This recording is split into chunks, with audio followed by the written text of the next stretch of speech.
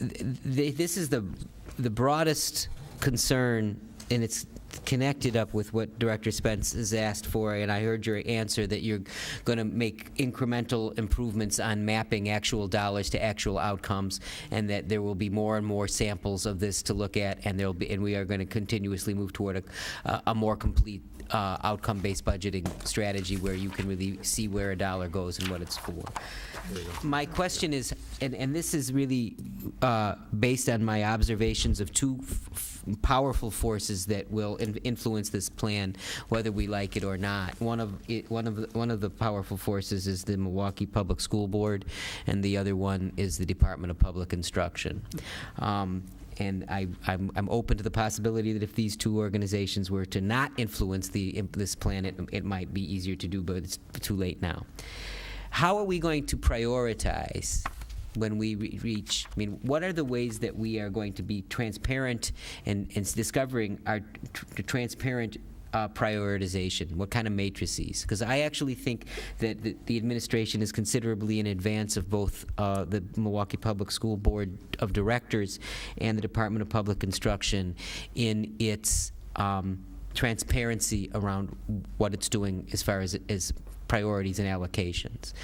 We can make decisions on the board that force you to change, and that can disrupt a process. It can it can nullify a functional plan. It can do all kinds of things that make this tool unusable.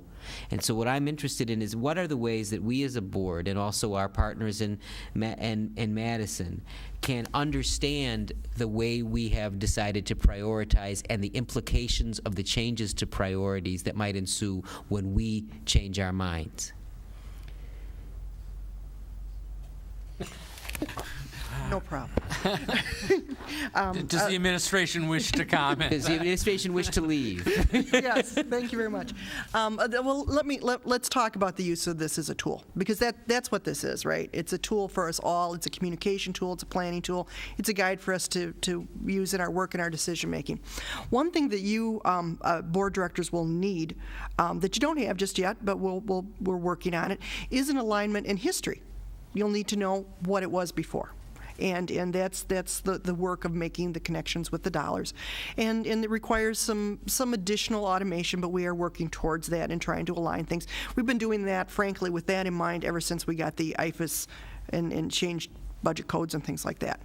Another thing is to keep track as we are doing the work on a monthly basis as it rolls through the committees of the board and the implementation statement and what plan and priority is being attended to. Now, one of the things that we can do is we can collect all of that information as history to see where our spending and priorities really lie versus what we think they're going to do in the budget. Because as you know, in your budget documents, it says this is, goal one, we're spending this much money. But we can look back and see if that's what we really did and if those are the results we really needed to achieve, or we got what we thought. In terms of a planning tool, the budget processes you have right now is frankly too complicated for you to make full use of something like this. You would need to have something that is more streamlined according to the goals and is lifted up at the policy level.